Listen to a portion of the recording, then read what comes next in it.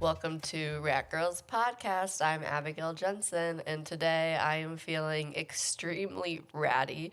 I was sitting down and thinking, I don't know if I brushed my hair today, so this is a very feral episode. This is what Rat Girls is all about, showing up imperfectly and just being like, you know what, I'm here and that's enough. I don't know about you guys, but I get so burnt out after spending weeks with family and friends, not because I don't love it, because I do, but just because I'm someone who needs a lot of time to myself. And so when I don't get that time to myself, I really shut down. And so I've just been in chill mode this week, which actually was perfect because I read Brimstone. If you haven't read it, it is a wild ride. It's so good.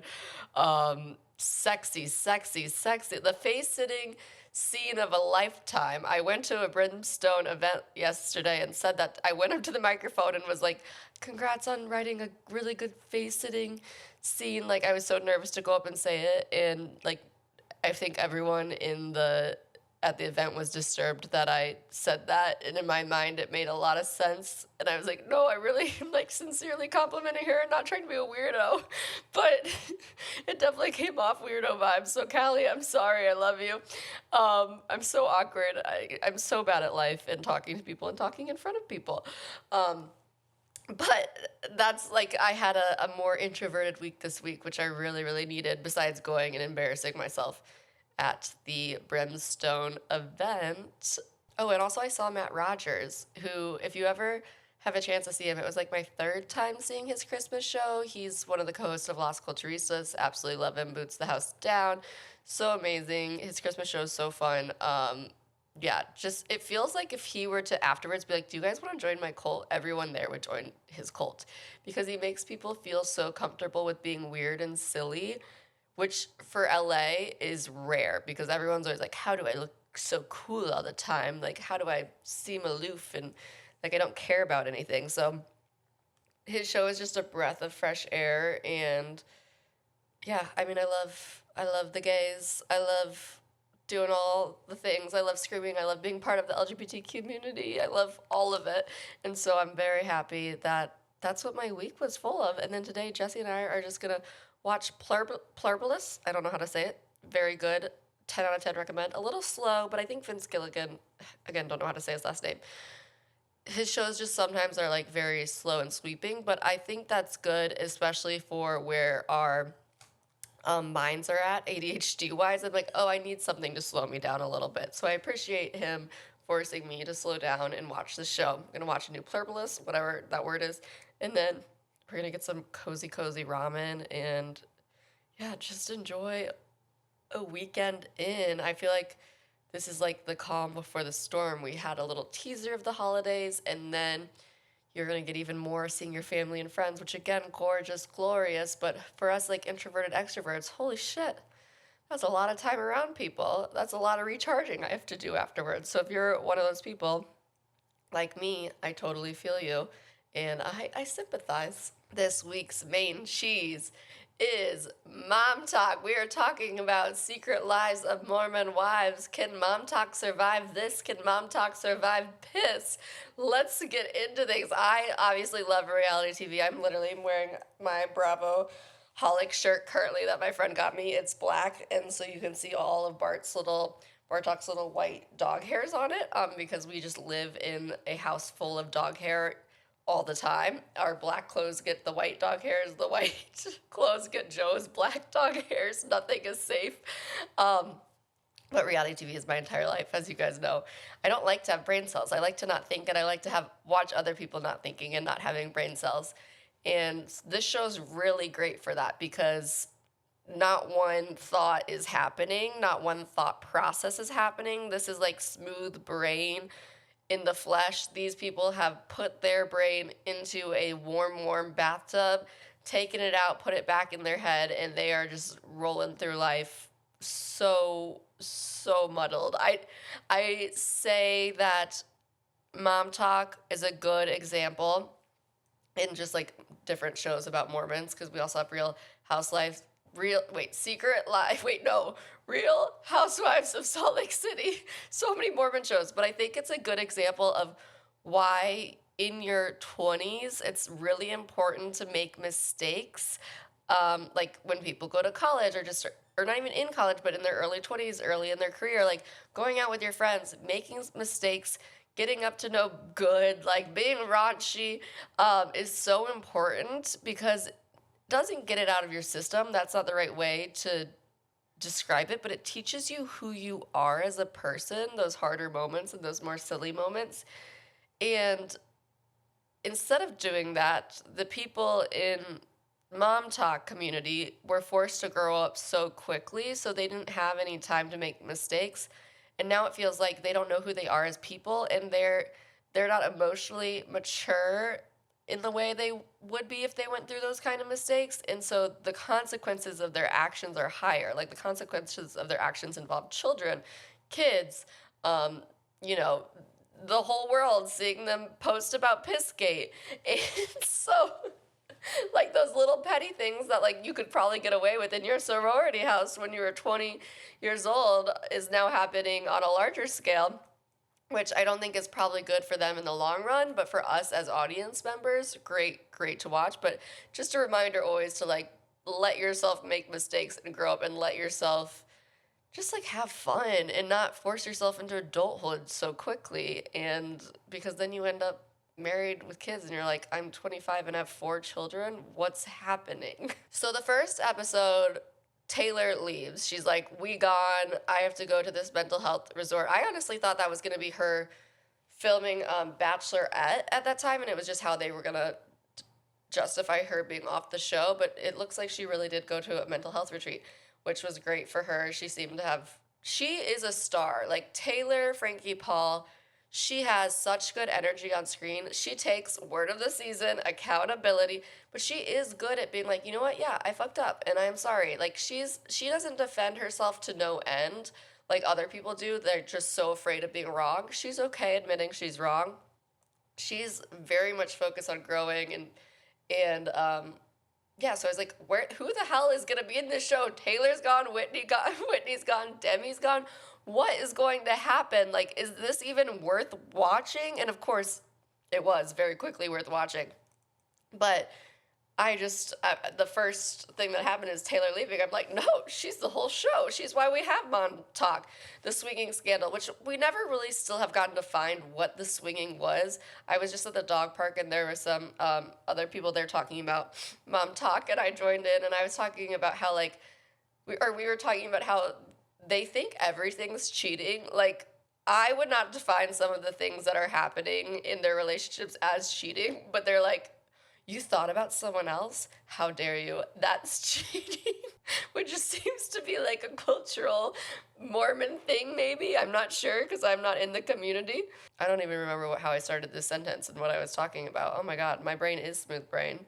My brain has holes in it like it's Swiss cheese, but that means I like to watch the show. Start off, Taylor leaving. Her and Dakota seem to be in a good place. Dakota grosses me out, but we'll get more into that later. And then Layla has her party, her birthday party, and then Michaela and Macy are not thrilled that she invited Chase to come because they have beef with Chase. I just like did not care about Chase being at this party.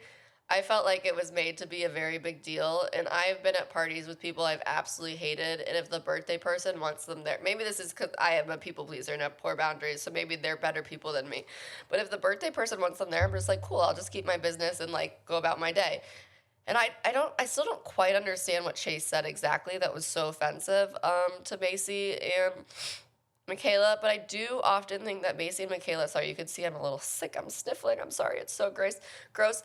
Macy and Michaela are often on their high horse, which annoys me. I just like don't like in life when anyone's on their high horse. I think it's good to come from things as like a curious perspective, and if they would ask Layla, why are you inviting Chase here? Oh, because you want to date his brother? Fuck yeah, get dicked down by his brother. But it just like it got heightened so quickly. I'm glad they all apologized to each other. And then I think this episode started, I could not find a descriptor of the episode like breakdown by breakdown anywhere online, so I'm going off of my memory, my noggin, as we've learned, is not great. And so if I like put things in wrong episodes ever, I'm so sorry. But I believe this episode started with Jordan and Jessi and Layla telling Jessi she knew about Marciano, and then like them going to the car to call uh Marciano and then try to confirm what happened.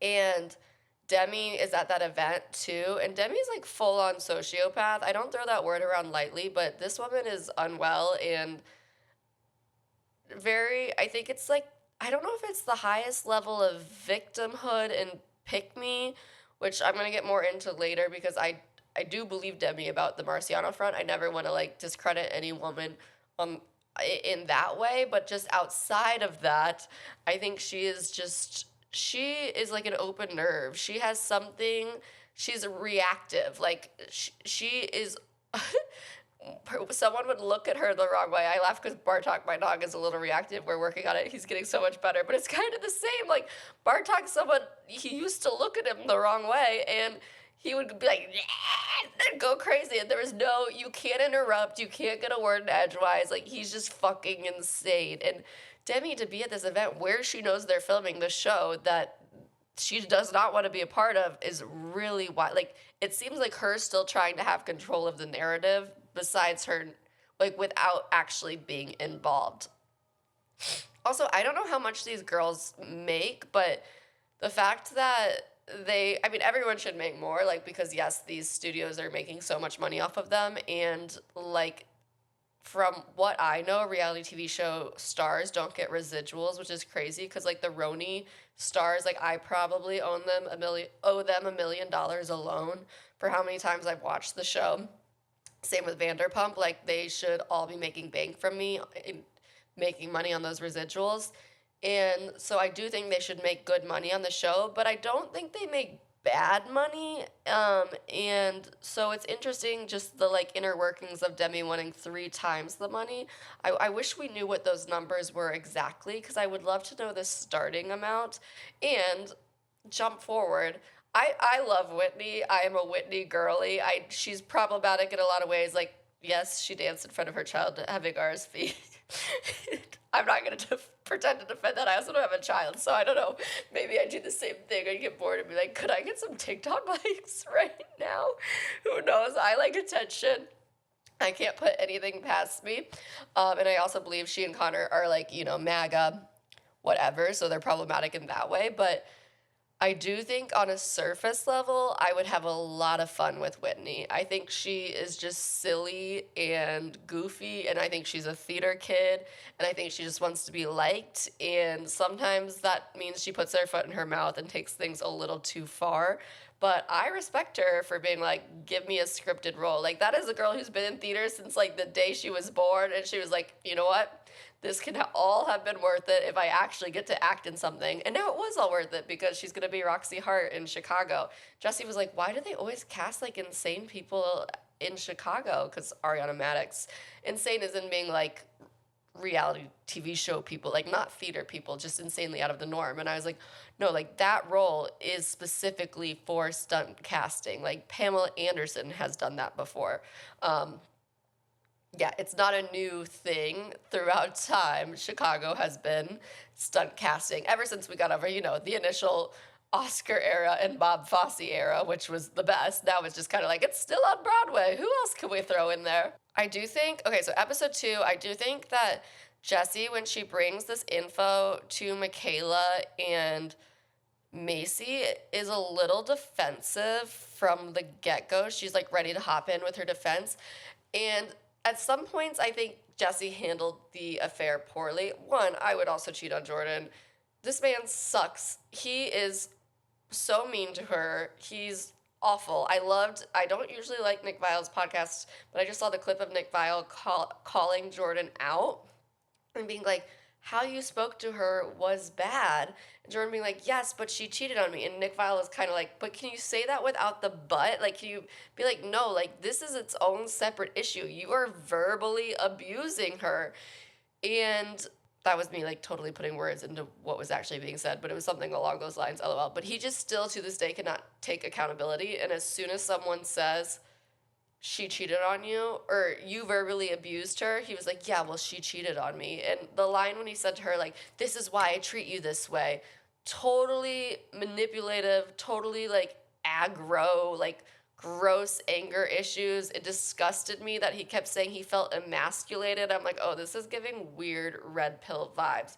You literally used the word emasculated like 6 times. I think I could put Jessi in a dress and I'm like, I don't even know what her girl thing. I mean, he does all girl things with me all the time anyway. He would never in his life use emasculated, especially like emasculated is then implying that the feminine thing is bad. So fuck you, Jordan. I do not like you. I wish Jessi cheated on you harder because again, none of these things you're describing. I mean, obviously you have boundaries in your relationship. You don't want someone to kiss someone else, whatever. But like the amount of attention this affair got when it was kissing, I'm like, what are we doing here? Take us back to Vanderpump Rules, where Jax Taylor was fucking Tom Sandoval's girlfriend, Kristen, the love of my life. She's the best reality TV character of all time, on the couch twice. Like, let's get into that kind of drama. Instead, we're like, oh, I gave him a little kiss on the lips one time. I'm like, I watched Jessi kiss boys on the lips every weekend and saw the musical. And like, it's just a normal part of life. Jessi, my husband, not Jessi, this character, or this person in this show. But I do think Jessi came into telling Michaela and Macy very defensively. And one, I think I don't know if we know everything from Jessi. Maybe she and Marciano did more. Like maybe there was some OTPH job. Is that what it's called? Over the pants hand job. Some like slightly more sexual things that we got. But she's coming in hot and defensively to Macy and Michaela. And one, I don't blame her though, because Macy and Michaela, again, come off kind of holier than thou. And I almost feel like she felt they were like the keepers of Montauk, that she had to prove herself to, that she deserved to still be in it. Because Taylor, if she was around at this moment, she wouldn't give a fuck about Jessi doing that. Taylor would be like, yeah, I've done a lot of crazy things. Like, doesn't matter to me. I started this by talking about a swinging scandal, which again, I don't know if they were really swinging. It sounds like they were just like playing spin the bottle. So what the fuck are we talking about here? But again, whatever. And then Jen comes back to Utah this episode, the second episode. I like Jen a lot. I feel for her. I feel like she's still so young. I mean, that's what I have to remind myself with like Michaela too, when I feel like she's acting holier than thou. I'm like, she's literally 25 years old. Her frontal lobe is just developing as we speak. But Jen is so young. I do think she's made mistakes in the past, but who hasn't? I will never get behind Zach. Someone, when I was talking in the park, they were like, do you think this was Zach's redemption season? I was like, what are you talking about right now? Are you crazy? No, Zach is the classic, like, red-pilled alpha, like, man who's angry at everyone else because he's not the top dog. He takes it out on his wife and the people around him. And just because he learned to hide it better does not mean that he's changed. I can still see through, like, he's taking Jordan's side in things. He's taking Dakota's side in things. Like, I can still see through how he is viewing things very much through the patriarchy and controlling Jen as well. I always like to say that I will never like Zach because it's personal for me since we got in that Instagram feud, which was not really a feud. It was just me milking it because I guess I want to be involved in this discourse of Mormon wives because I love this show so much, where I said free her on Nick Vile's, he strikes again, Nick Vile's post of Zach and Jen, and Zach's comment on my comment, where my name's Vibe Slut, saying, wow, that like sounds right coming from you, or something like that. And then, or no surprise coming from you. This man doesn't know me. And I go, are you slut shaming me? Because the only thing he could like defer is like, for someone like you, is I'm a slut because I have that in my name, LOL. And he literally said, you said it, not me. So this man has not learned. He is still slut-shaming the world and slut-shaming the girl. He's let us do whatever we want. Let your wife go to Magic Mike or Chippendales and not be a freaking insane person. And I know he went and said he had a good time or whatever. They put on a happy face, but I just don't believe it. I see right through that. He looks like Megamind to me. Is that his name? The Incredibles villain. With in the first, not Megamind, in the first movie, his hair is so high. And he also has a tragic story. He was like left out or something, or I just remember his line like, when everyone's special, no one is. And I just think like, yeah, all these people, like, this is just a community that breeds unhappy, bad people. Not saying that all of them are unhappy and bad, but it just feels like this is a community, the way the Mormon life is set up, and I'm sure it doesn't apply to everyone, but these people specifically, like, women are very oppressed, men are put on a pedestal, and then if they, like, don't get everything they want 100% of the time, they blame everyone who's not a white man. And I just, it doesn't seem to be going well society-wise, but it's making good TV. So, is it worth it? Maybe. And then we had that whole, I'm just going to stop going episode by episode because I don't even remember specific details of episodes. Then we had the whole lie detector thing, which was very interesting. Don't we know that lie detectors, like, isn't there a reason they don't hold up in court? Should we be trusting these answers? I just don't know. But I did think it was very funny that Jessi invited Marciano to dinner with them, because, like, what is happening here? I do think Jessi still likes Marciano. I think she could still have feelings for him, and I think she had legitimate feelings for him as well.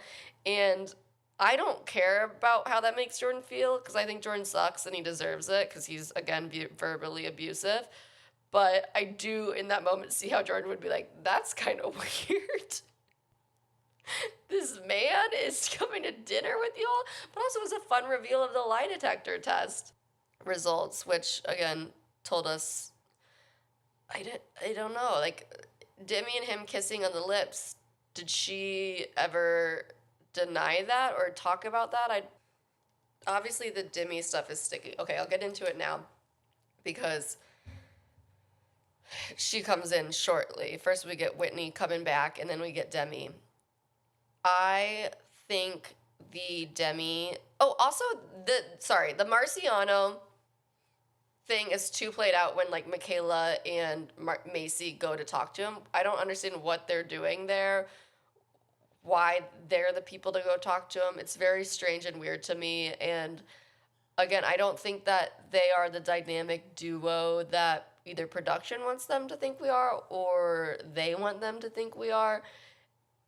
They just come off as kind of mean girl to me sometimes. And again, I know they both have been through very, very traumatic experiences, and so I don't want to discount that, but it felt like they are the keepers of mom talk, and they have to, like, approve of Jessi's wording of everything to make sure she can still be in. And it's like, who made you boss? I don't know. I thought we made Taylor boss last season.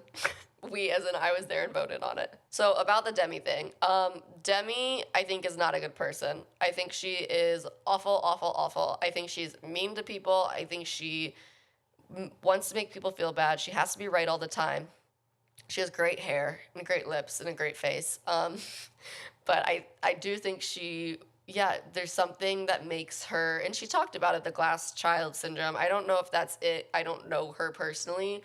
And that just also feels like it's putting blame on other people. Like, two things can be true. Yes, you can have experienced hardships in your childhood, but also that doesn't give you an excuse to just yell at people and bully them and call them horrible names. Like, I did not like what she was saying to Layla, calling her ignorant and stupid. Like, that felt very racially motivated too, and not even a microaggression, a macroaggression. That just felt very insane to me, that she would be able to act that way in public and then call other people stupid. And, like, do you see what you're currently doing? You're, like, hip thrusting right now, saying you fucked him twice, and you have the audacity to say, oh, but this other person is stupid. I think Demi has a lot of work to do. I don't think she's a good person.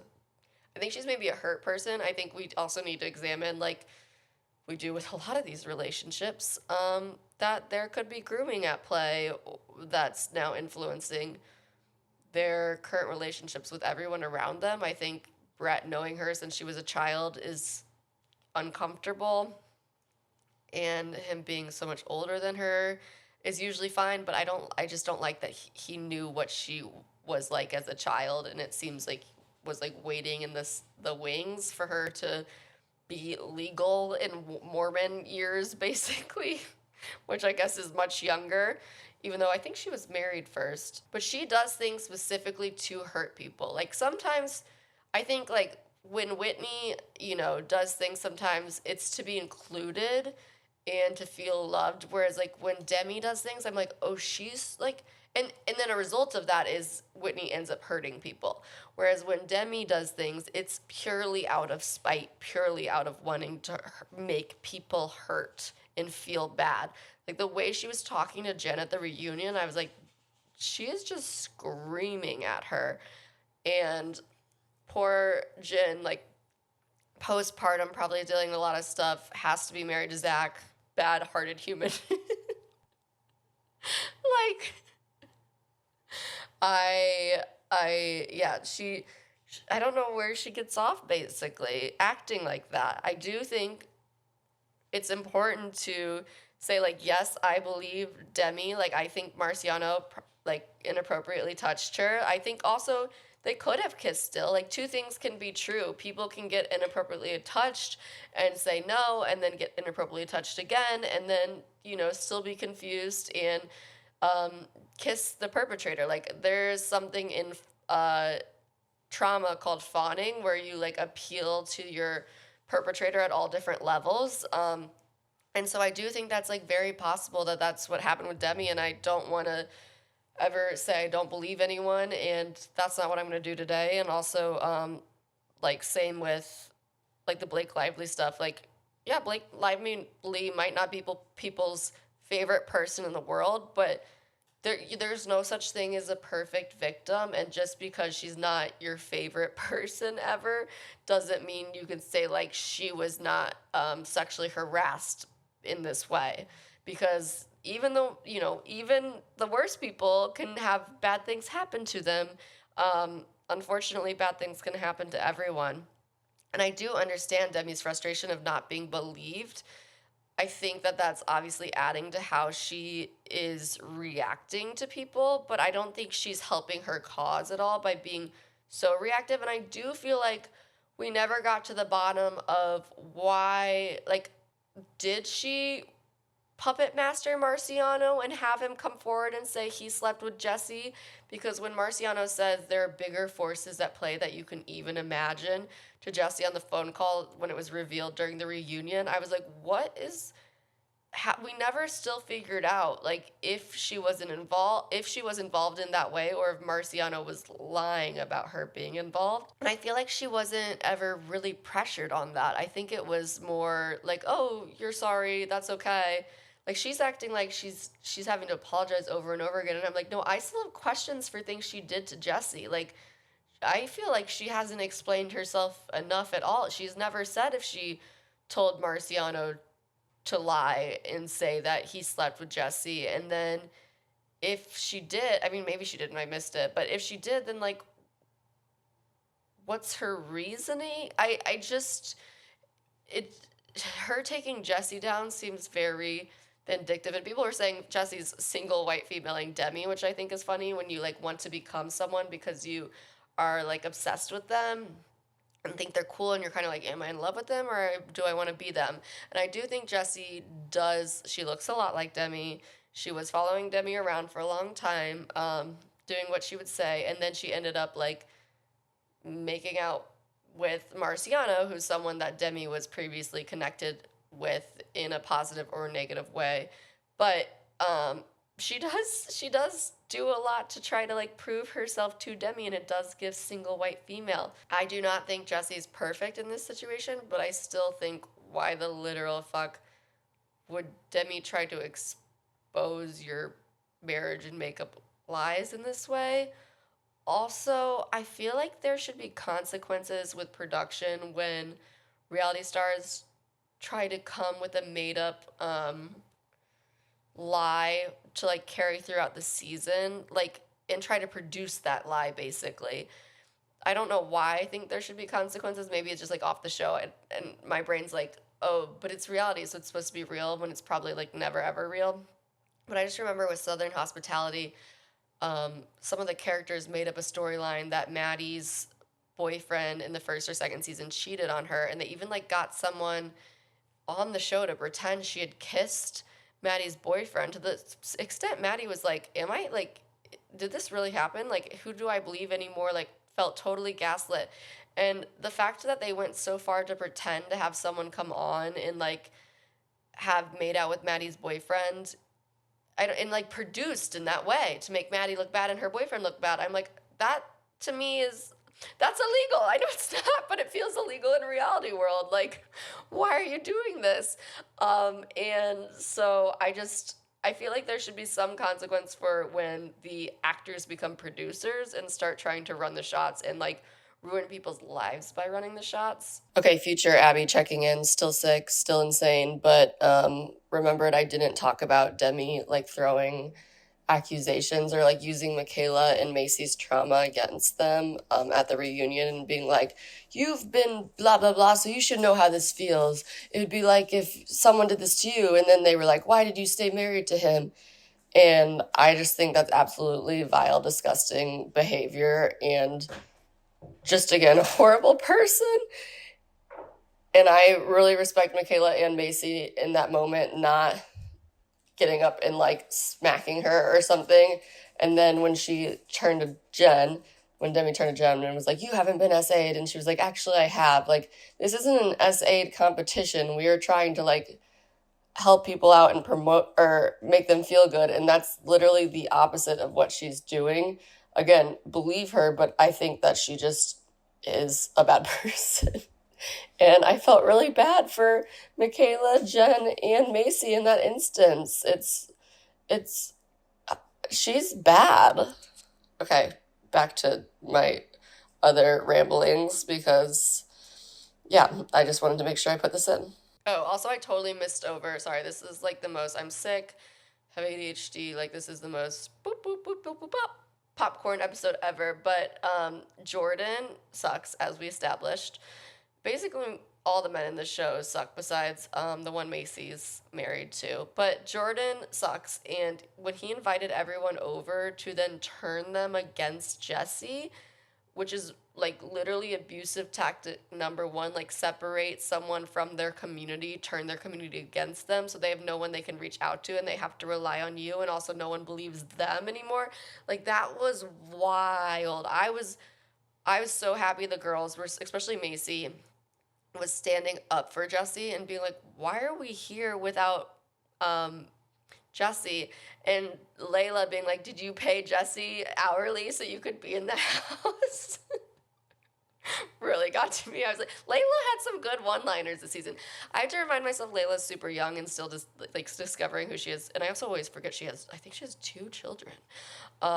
Because sometimes I'm like, what are you doing, Layla? But I'm like, oh my God, I was doing even crazier things at 22, 23, and thank God they weren't filmed. But yeah, Jordan tried to turn Jessi's family or friends against her was wild, and I did not like Taylor kind of defending Jordan in that moment. I know she's made mistakes, and so now she's looking at everyone as if they've made mistakes and being very forgiving, but I think that she has some internalized misogyny that she's projecting probably from what we saw last season with her stepdad and her brother, like, basically calling her a whore for sleeping with Dakota when they were so early in their relationship. I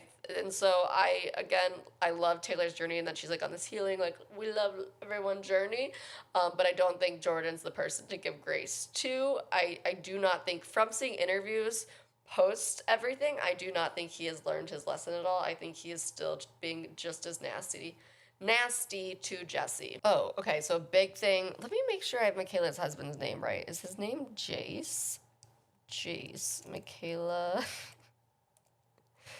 All of these people have like similar versions of the same name. Okay, so yes, his name is Jace. I'm thankful to Michaela for sharing her trauma story. I think that's so important. I think it's very important that we see like those kind of stories are heard because it happens to so many people and there's not a lot of people talk about it and it's just very hard and painful. And I think people don't talk about the impact on your sex life in your later relationships. Connor put it really well in the reunion. I love Connor. Connor's my favorite husband. Connor put it really well in the reunion that it's like either a totally shying away from sex or a hypersexuality, which often happens because it's like you want to take control back, and so it can manifest in two ways. Like, I don't want to touch anyone. This, I don't want to be near this kind of situation ever again, or I'm reclaiming sex again for myself. I'm going to be hypersexual. And we're seeing Michaela is now in her relationship not having a, wanting to have sex as much. Which one? She's pregnant. So, like, okay, she's literally making life currently. Let's lay off pressuring her from sex, but also let's never pressure anyone into sex. And also, I was like, I wonder if she knows about responsive desire. I should teach her. I should tell her that, you need your body to be turned on before your mind. And so you have to like do things to get the fanny flutters going. You need to read smut books, listen to audio erotica, all that stuff. I should also teach her about the bristle effect theory, where if you are touched only in the bedroom and not touched non-sexually out of the bedroom, you're only going to associate your partner's touch with sex and not with like love and affection, and bristle away from their touch. And actually, by touching more outside the bedroom, it can take pressure away from touching leading to inside the bedroom. And I was like, I wish I could tell her these things. Like, I also just wish I could tell her there's nothing wrong with her. Like, these are very normal things to be going through, and to feel in relationships, whether you've been through the level of trauma she has or not.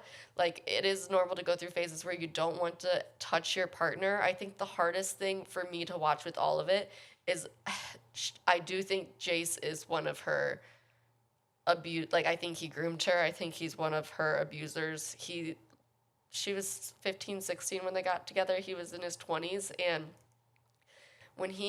I think, like, someone in my life texted me and was like, wow, Jason and Michaela are my favorite relationship. I think he did a good job of presenting like he really cares about Michaela.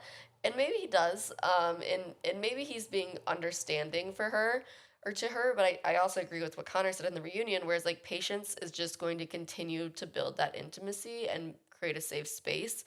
And I don't think Jace is. I think even though he's coming off as really understanding and he's using an understanding tone, the underlying message to what he's saying is very pushy and pressury. And then that upon like combined with the fact that he was like 21 when he started dating Michaela and she was 16, and just knowing that that's predatory, just makes me sick basically about their situation. And when he talks about her, like when he said she was way more sexually active, or they used to do it way more in the beginning of their relationship, I think she was 16 years old. She didn't, like, what are you talking about? That's wild. You were actively taking advantage of a high schooler at that point. And when he was like ruined her trip to Stagecoach because she didn't want to have sex with him, he started acting out and like punishing her, not punishing her verbally, not punishing her in a way that like other people would notice maybe directly and be like, oh, this is abuse, but like punishing her by distancing himself and like doing something he knew would upset her and make her work day harder by just getting drunk. Yeah, he is pressuring her, and he is using things in his advantage that are, he might not even be aware he's doing this. It might be like a little subconscious thing going on, but he is definitely putting the pressure on Michaela for having sex, and it's not going to make her feel closer to him. It's not going to make her want to have sex with him more. And I also think that at some point they will have to reconcile. He will have to reconcile with the fact that he is one of her abusers, and examine what that means for their relationship if they can ever have a sexual relationship moving forward. I'm curious if she sees people, because I see people say that online, that obviously he groomed her. I'm curious if she sees that online, and what she thinks of it, if she's if there's awareness there that he's roped into her trauma, because even trauma bleeds into all of our relationships. Even if like Jace and her met when they were both 25 and she still had this history of abuse, of course that's going to bleed into the relationship. But I think he's roped in more with her abuser than he knows, and maybe than she knows subconsciously. And I think when she's like looking at abuse and like what taking advantage of people looks like, she's thinking that is him too, and he's only hurting his cause by being like, yes, physical intimacy is a deal breaker to me, and meanwhile she's literally pregnant, and like, let your wife be pregnant and don't pressure her to have sex with you. Also, another thing I would say, again, outside of him being like the bad guy, if they this was like a good cohesive relationship, would be take sex off the table. That makes people feel safe, like feel like gives them time to feel safe and not feel like they're always on edge, and having to perform and having to be in the mood. And so take it off the table, and then eventually they will start to desire it themselves. But like pressuring and being like, why don't you want to have sex with me is unhelpful. This stagecoach trip was also crazy because it was like Taylor and Dakota hooking up again. And I didn't realize, because I think Dakota's disgusting, I didn't realize that Taylor like was still interested in him at all in this way. It was a jump scare for me. I was like, Taylor, no, this man is stupid. Like, I don't mean that in a mean way. Like, I really don't think he has brain cells, and that's gonna come off mean, but like medically I think he's just stupid. I don't think he knows where he is, what's happening, what's going on. And of course he was gonna like go and ruin it by, you know, doing something with Leanne's friend in the past. And I understand the trauma of finding out like you were lied to for this amount of time. Like, because it isn't just about the incident that happened, it's made worse by the fact that he held it in and lied to her about it. But proven to me by the way he treats Taylor in the show, and also the whole thing at the reunion where he got Mom Talk to leave the stage so he could come on for what? Like, to say nothing. Stassi was like, usually when someone comes on, they're revealing new information. He said nothing new. This man, I think, is just fully jealous of Taylor and wants to be her, is jealous that and I think this is true for a lot of these men, they're like jealous and mad that they are not the sole provider. And I think he is just fully like, he wants to single white female Taylor, like he wants to be in her body and do the little TikTok dances, and it's just not working for him in the same way. Also, I don't know if we need him on the show anymore. He's not even married to her. Why is he around? What are we doing? When he and Jordan were bonding, I was like, oh god, we got Tweedledee and Tweedledum giving each other the worst advice they've ever heard and just getting even worse from it. I am not chill today. I'm sick. I'm sorry. I do think we will eventually see that Jessi leaves Jordan. I think we will. I hope Taylor will never get back with Dakota. Maybe she finds someone on The Bachelor again. I think that they're setting it up so Chase is going to be a contestant. I feel like they're trying to build stakes around that and build excitement about a big reveal of him being a contestant on The Bachelorette.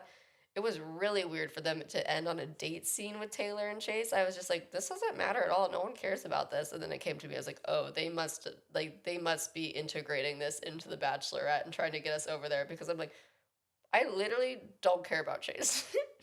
All I know about him is he's not MAGA, so that's good. But like any other thing is just like, okay, just another man getting in these women's business. Like, let these women thrive. Let these women and Connor thrive, okay? It is Mom Talk and Connor. That's all we care about. So about the reunion, some things that shocked me. Taylor, when she walked in, immediately hugging Demi. I was like, oh, that's kind of interesting. That's a big 180, of course, from the end of season 2. Obviously, we saw kind of reconciliation in season 3, but I'm always like, how much is really for the camera and how much is real? And so when they hugged, I was like, oh. And then Stassi mentions Demi being back in Mom Talk, and they cut to some women looking at each other like, no, she's not. But again, Taylor hugged her. So I'm like, what's the truth? I'd skip this reunion, just start, like, this needs to be a Big Brothers type situation where I'm just watching their lives live, because that's pretty much what's happening, just like 3 months behind. Just start releasing it as you have it. I don't care. You don't even have to do it on a set schedule. You'll just be like, oh, in 2 days there's going to be some more Mormon wife footage. I'll be like, great, I'm on. I'm ready to watch. and be like, oh, we won't have more together for another few weeks. Like, that's fine. Just give it to me when you can. It was the reunion. It did bug me how they were like to Stassi, we've never watched your show. And I was like, do you respect your like elders and historians? Like, she is an icon of reality TV. You cannot be in a reality TV show and not have seen Vanderpump Rules. Like, that is creme de la creme. It doesn't get better than that. Of course, Jessi and I are still watching it. We're always rewatching Vanderpump Rules. So, yeah, that felt disrespectful to me. I did like Brett calling Zach that little guy. Again, I have a vendetta against Zach. I think Brett's disgusting. Groomer, maybe. But the little guy comment was very funny. Why do all these men have anger issues? That's another thing. So we talk about the mistakes, like people don't make mistakes young, maybe because they grow up so quickly. They also, like, the men don't know how to deal with their emotions young too, and then they just revert to anger as their main emotion towards anyone and everyone. And again, I think it's an interesting religion. Religion's interesting in general, but when men are put on this pedestal in religions, and it's like, okay, men are better than the women, and the white man is best because that's what, these religions often believe. And then it's like, but which man is best? And then that's when they get like, oh, we're fighting over this now. And a lot of anger is actually man on man anger. And it just reminds me that, like, men are performing for other men. They are not performing, like, they are not trying to look cool for women. They are trying to impress other men, not impress women. And when Jordan feels quote unquote emasculated, I'm like, no woman would watch this and be like, wow, what a weak man for verbally assaulting his wife and then getting cheated on. I'd be like, I'm just like, what a bad man. But he's literally like, well, how will the men see me now? Like, they're going to look at me as like weak. And I'm like, you got bigger fish to fry. Let's worry about how your wife sees you, about your family, okay? I liked when Jessi said in the reunion that, like, she felt like she couldn't justify leaving because Jordan hadn't hit her. I think that just showcases how important women's autonomy is now. And, like, thank God that women can get credit cards now and that women can leave and divorce their husbands, or else, yeah, women used to get, like, the reason the divorce rate used to be so low was women were stuck in these shitty situations. Like, and now we could be like, oh, my husband's verbally abusing me. He's berating me all day, every day. I don't have to be a part of this. I have my own money now, my own credit card. I actually, like, in her case, is the breadwinner. Like, I don't buy. Like, and so I think that's still catching up to some communities. Like, I don't think it's a failure to have a marriage end. I don't think it's a reflection on you to have a marriage end. I think it's one of the most human things that can happen is two people coming together and two people coming apart, because that's how, relationships ebb and flow. And that's, like, the beauty of life sometimes, is like some people aren't in your life forever, but, like, some of those times are good, and then sometimes you learn from it's for good from Wicked, even though I have strong opinions on Wicked, and just I think Linda's a bad person, and I think she's feeding a fascist dictator.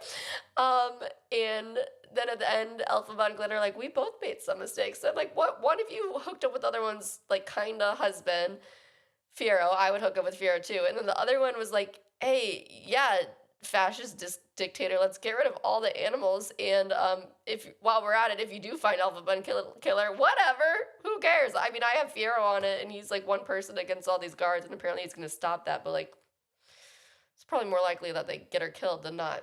I do wish during the Jen and Demi fight, during the reunion, I do think that I can't believe they were letting Demi talk to Jen like that no one intervened. Really, really wild. Really wild that Brett was, like, justifying that and being like, this isn't between you and me, to Zach. And it's like, or Demi was saying, this isn't between you and me. And Zach's like, yeah, but you're talking to my wife that way. That's just not, even if you are right, you do not make your point by talking to people that way. I would recommend that she reads the Gottman's book, Fight Right, where she learns that a slow startup, a soft startup, is better than just coming in hot. The first 3 minutes of a fight can determine how the rest of the fight goes, depending on if you are defensive, if you bring in, like, the 4 horsemen of the fight, which are criticism, contempt, stonewalling, and defensiveness. And I think we definitely got a lot of all of that in there from Demi's side, so the fight's not going to end well.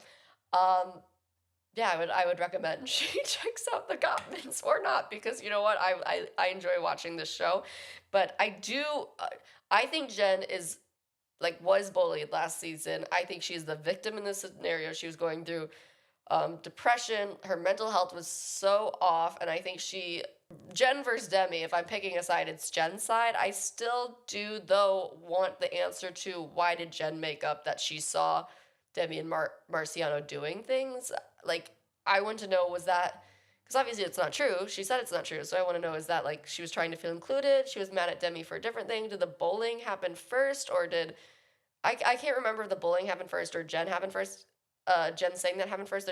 There's no excuse for the bullying, but I want to know from her eyes like why she did that. I was like, okay, you really like died on that hill last season, and now we're learning that that was just like casually a lie. That's the thing, when people are lying, there's like no repercussions. I'm like, what? No, they should get like strikes, or they should let me be a referee, like a reality TV show referee, where I come in and I blow whistle. I'm like, no, you lied. You're in timeout next season, so or next episode, so you don't get that paycheck. There's got to be something. But I guess lies make drama. I don't know. I want drama. Truthfully, I want ethical drama. That's that's on period, and that's how I'm ending this episode. I don't know what I said. I don't know if any of this made sense. I'm so sorry, guys. I don't feel too good. But send it to the sewers. This week I'm sending to the sewers me being embarrassed. I was so embarrassed when I went up to the front to to compliment Callie on at the Brimstone event about the face sitting scene she wrote, the face hovering scene she wrote in Brimstone, and I I left early. Like I had made friends at the event, and then I like couldn't face them after I said that, because I was just like, God, it was so poorly received, and I just feel like I was so nervous that I didn't even say what I really wanted to say correctly. And also, like, who am I to just come into this venue of normal people and be like, I like the way you wrote about face sitting? And so I was so hard on myself after I left, like before saying bye to any of the friends I had made. I called Jessi. I was like, I've embarrassed myself. I'm never coming back from this. And then I told him, and he's like, it sounds like she wrote that though. Like you should be fine. And I was like, yeah, but like I brought it up in front of all these people, and I just don't know if it was the right thing to say. And anyway, I've been spiraling, like ruminating over it for the last basically 24 hours, 48 hours, whenever it was, 56. And I just want to say, yeah, I mean, maybe it was weirdo behavior, but like, why is my brain punishing me? I could say a lot worse. So, send embarrassment to the sewers. Let us not feel shame. Shame's such a bad emotion. And let me just learn moving forward and not have it keep me up at night anymore. I'll see you guys next week. Sorry, I don't feel good. Okay, I love you, fail friends, and yeah. Oh god, is any of this gonna make sense when I try to edit it together? Probably not.